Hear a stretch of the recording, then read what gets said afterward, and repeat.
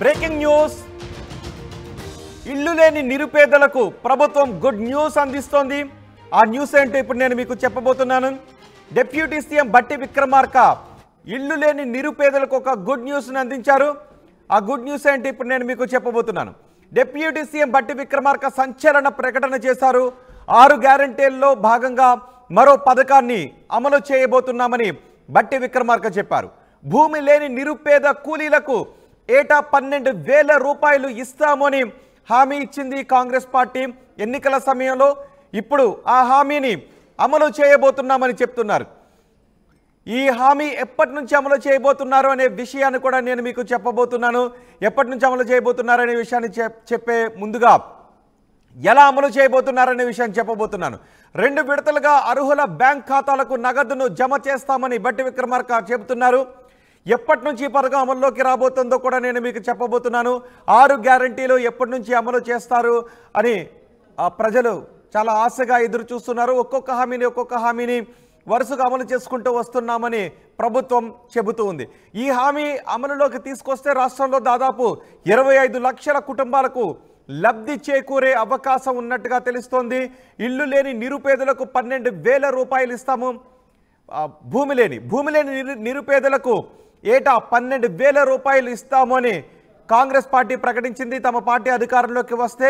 ఈ నేపథ్యంలో భూమి లేని నిరుపేదలకు త్వరలో ఏటా 12,000 రూపాయలు లబ్ధి చేకూర్చే పథకాన్ని ప్రారంభించడానికి ఏర్పాట్లు చేస్తున్నారు. అయితే 6,000 రూపాయలు 2 విడతలుగా 12,000 రూపాయలు అందించాలని నిర్ణయం తీసుకున్నట్టుగా తెలుస్తోంది. రాష్ట్రంలో దాదాపు ఈ పథకం ద్వారా 25 లక్షల కుటుంబాలకు లబ్ధి చేకూరే అవకాశం కనిపిస్తోంది.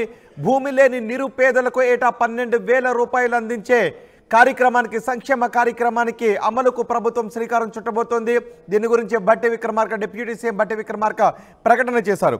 మా ప్రతినిధి మధు మనకి అందుబాటులో ఉన్నారు పూర్తి సమాచారం అందించడానికి. మధు, ఎప్పటి నుంచి ఈ పథకం అమలులోకి రాబోతోంది?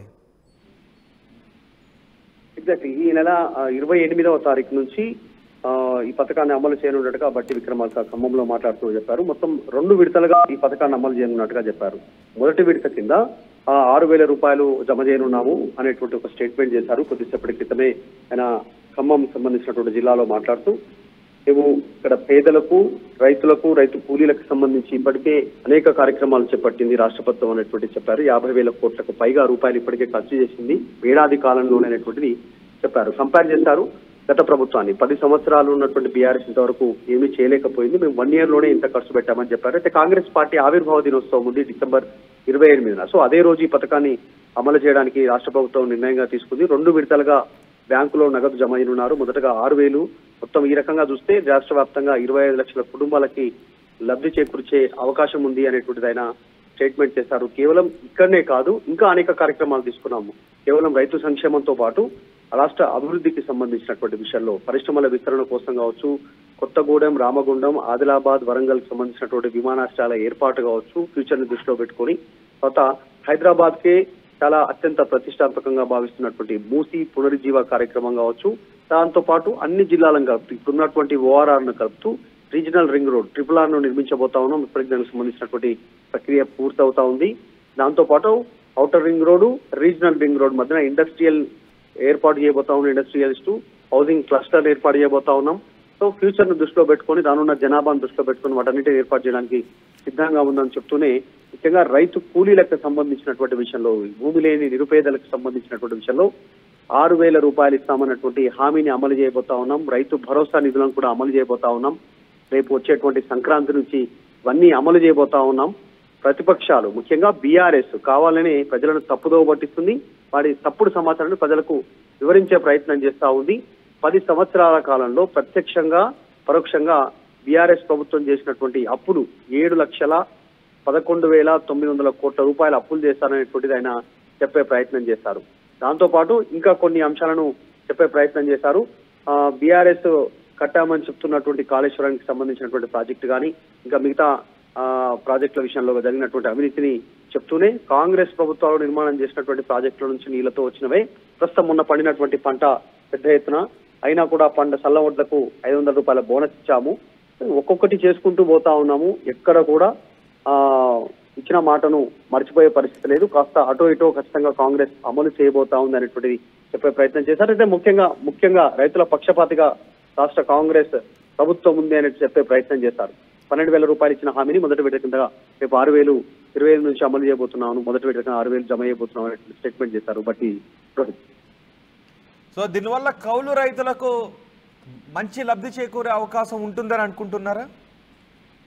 రైతు కూలీలకు అంటే ఎవరైతే ఉపాధి హామీ కింద రోజువారీ కూలీలు వెళ్తారో పొలాల్లో పని చేయడానికి కానీ, వరి కోత కోయడానికి కానీ, పొలాల్లో పత్తి వేయడానికి కానీ, విత్తనాలు వేయడానికి కానీ, ఇలా అనేక సంబంధించినటువంటి రోజువారీ కూలీలకు కూడా 12,000 ఇస్తామని చెప్పారు.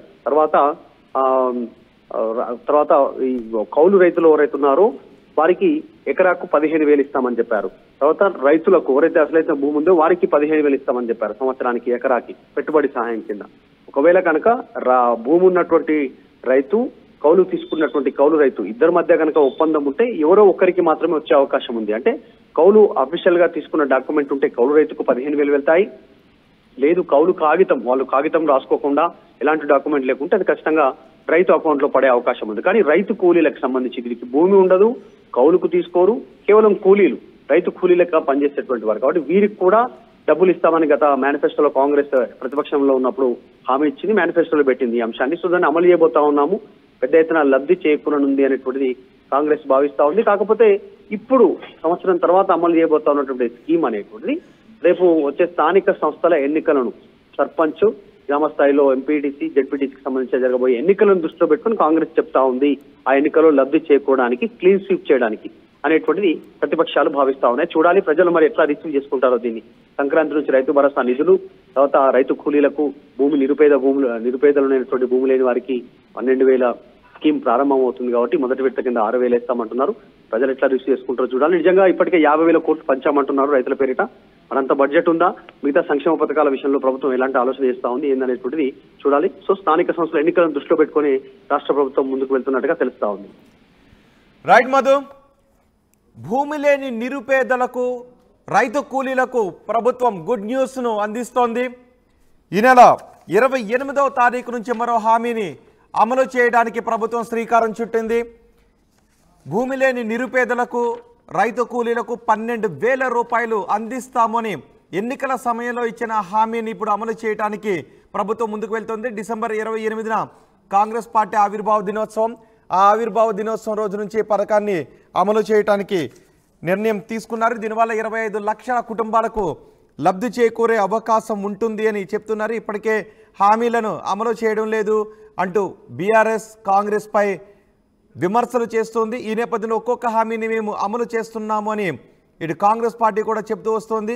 ఇప్పుడు కాంగ్రెస్ పార్టీ రేపు 25వ తారీఖు నుంచి అమలు చేయబోయే ఈ హామీ ద్వారా 25 లక్షల మందికి లబ్ధి చేకూరే అవకాశం ఉంటుందని తెలుస్తోంది.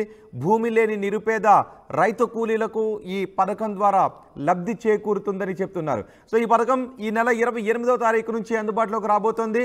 ఈ పథకం అమలుకి రాబోతున్న నేపథ్యంలో మీరేమనుకుంటున్నారు? మీ అభిప్రాయాన్ని కమెంట్ బాక్స్లో తెలియజేయండి. భూమి లేని నిరుపేద ప్రజల గురించి కూడా ఆలోచన చేస్తాం. ల్యాండ్లెస్ పూర్, వాళ్ళకు కూడా ల్యాండ్లెస్ పూర్కి కుటుంబానికి 12,000 రూపాయలు ఇస్తామని చెప్పాం సంవత్సరానికి. ఎందుకంటే మనం అసలు భూమి లేని వాళ్ళకు కూడా చేయాలి. మేము చెప్తా ఉన్నాం, దానికి కూడా మేము వెనకడుగు వేయట్లేదు. ల్యాండ్లెస్ పూర్, ఈ రాష్ట్రంలో ఉన్నటువంటి భూమి లేని నిరుపేద కుటుంబ అందరికీ ఇదే నెల డిసెంబర్ అఖిల భారత కాంగ్రెస్ కమిటీ దేశ స్వాతంత్రం కోసం ఆవిర్భించినటువంటి పార్టీ, తెల్లవాళ్ళ బ్రిటిష్ వాళ్ళ చేతుల్లో నలిగిపోతున్నటువంటి ఈ జాతికి విముక్తి కలిగించడం కోసం ఆనాడు అఖిల భారత కాంగ్రెస్ కమిటీ ఉద్భవించినటువంటి రోజు డిసెంబర్ 28, 1885.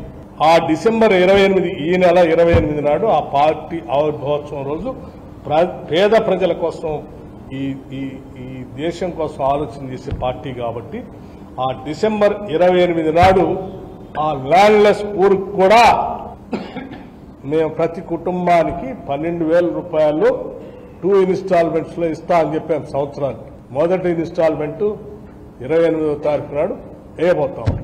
భూమి లేని నిరుపేద ప్రజల గురించి కూడా ఆలోచన చేస్తాం. Landless poor